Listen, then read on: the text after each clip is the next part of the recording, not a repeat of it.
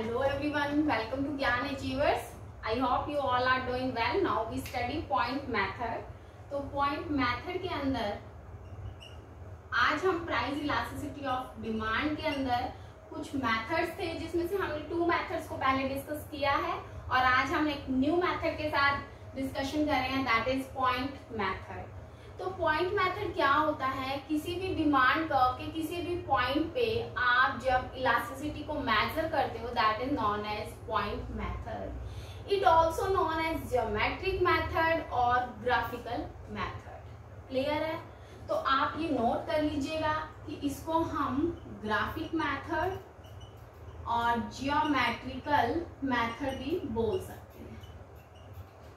अब इसमें फॉर्मूला क्या होता है पॉइंट मेथड के अंदर इलास्टिसिटी को मेजर करने का, उसके बारे में हम डिस्कस कर रहे हैं। उसको हम बोल देते हैं लोअर सेगमेंट अपॉन में अपर सेगमेंट।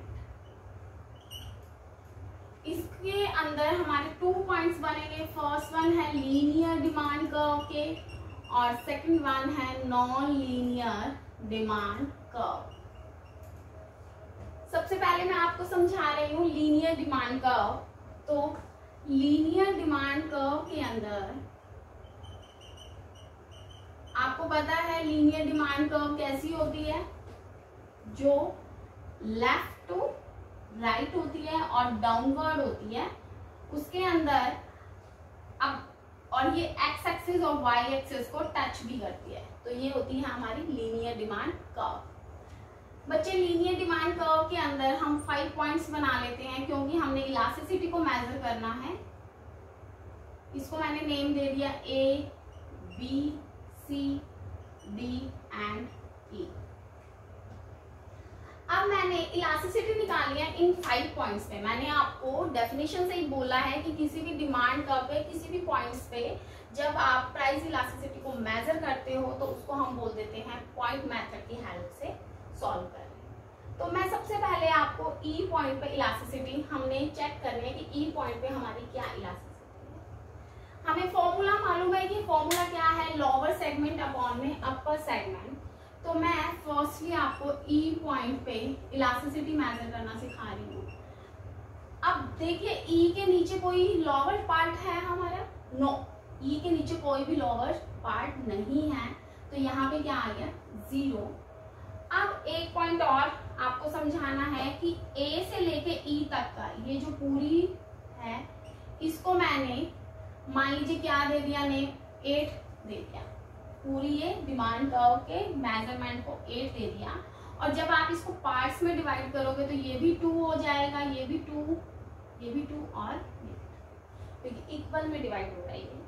तो E से नीचे कोई वैल्यू नहीं है, बट ई से अबव में जो अपर सेगमेंट है, अपर सेगमेंट को 2, 4, 6, 8, तो ये क्या हो गया? 0 अपॉन में 8 हो गया। 0 upon something according to mathematical expression, 0 upon कोई भी अगर वैल्यू आती है तो उसको हम 0 लेके चलते हैं, और अगर कोई भी वैल्यू को जब हम डिवाइड बाय 0 तो वो क्या आ जाती है? इनफाइनाइट होती है। बच्चे न्यूमिनेटर, इसको न्यूमिनेटर बोलते हैं और इसको डिनोमिनेटर। अगर न्यूमिनेटर में 0 वैल्यू है तो उसकी वैल्यू बन जाती है 0, और अगर डिनोमिनेटर में वैल्यू 0 है तो वो वैल्यू बन जाती है हमारी इनफाइनाइट। तो यहाँ पे 0 अपॉन 8 है, तो ये क्या बन गई? 0 बन गई। इट मीन्स ई पॉइंट पे आपकी जो इलास्टिसिटी है वो कितनी हो गई? 0 हो गई है। क्लियर हो गया है? नेक्स्ट वन, अब हम चलते हैं इधर सी पॉइंट पे इलास्टिसिटी को मेजर करना। तो सी पॉइंट के अंदर हम इलास्टिसिटी को मेजर कर रहे हैं, वही सेम कर लीजिए लोअर सेगमेंट। इसको कुछ बुक्स में एल अपॉन में यू भी मेंशन है, तो एल का मीनिंग हो गया लोअर सेगमेंट और यू का मीनिंग हो गया अपर।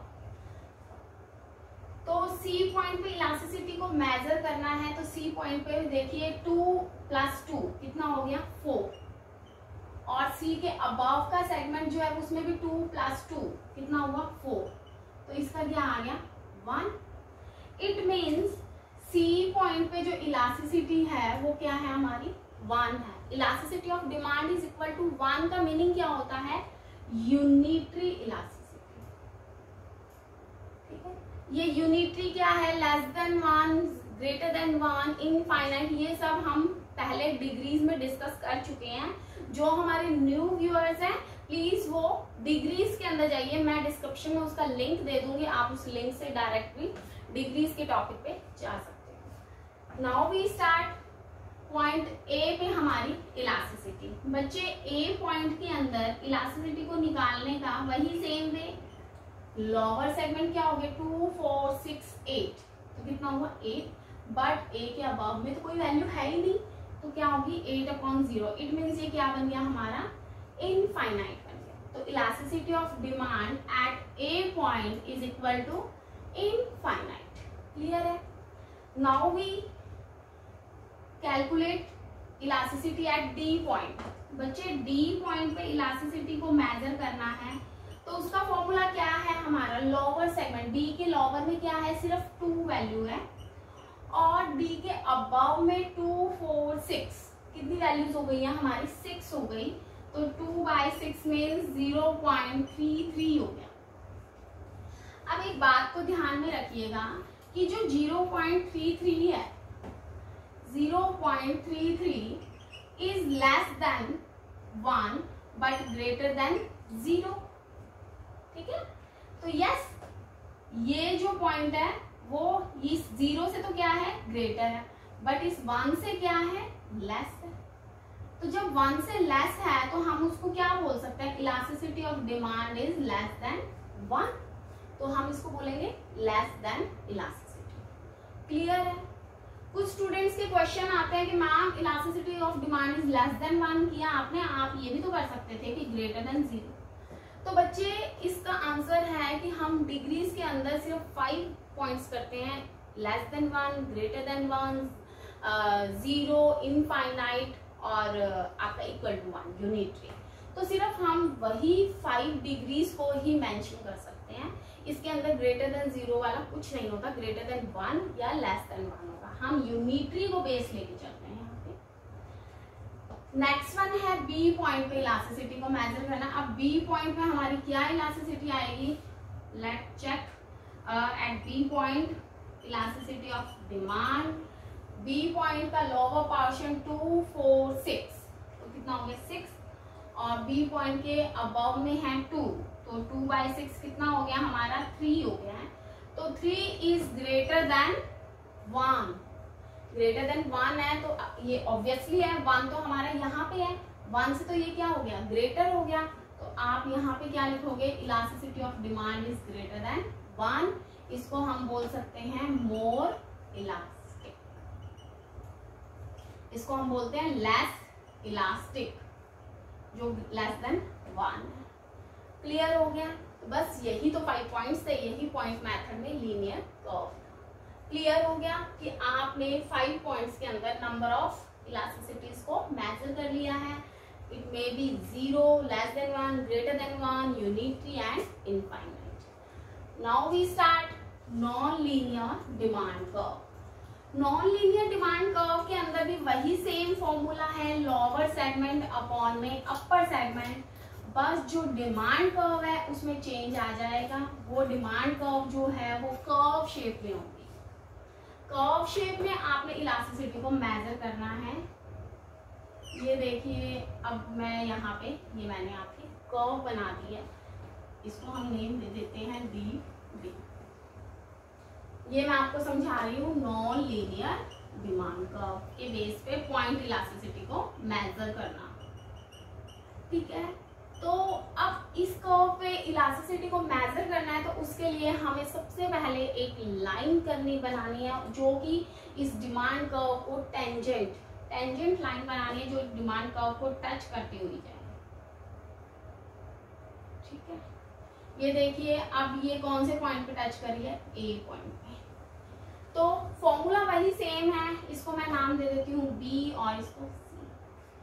अब हमने इलास्टिसिटी को मेजर करना है डिमांड का कि ए शेप पे, तो वही सेम पॉइंट लोअर सेगमेंट बन गया हमारा ए सी और अपर बन गया है ए बी। तो इलास्टिसिटी ऑफ डिमांड जो है वो ए पॉइंट पे आ गई है, लोअर पोर्शन अपॉन में अपर, ए सी अपॉन में ए बी। क्लियर हो गया? बस यही है नॉन लीनियर डिमांड कर्व। ठीक है, आज के लिए यही है। अगर आपको इसमें अभी भी कोई इशू लग रहा है तो प्लीज आप मुझे कमेंट बॉक्स के अंदर मैसेज कीजिए। साथ में डिस्क्रिप्शन में मैंने आपको अपनी जीमेल आईडी भी दी है। अगर किसी भी तरह का कोई भी इशू है आपको तो प्लीज आप मुझे मेल के अंदर भी मैसेज कर सकते हैं। और आज के लिए इतना ही। अब हम मिलते हैं अपनी नेक्स्ट क्लास में। And please like, subscribe and share my channel. Thank you so much. Have a nice day. God bless.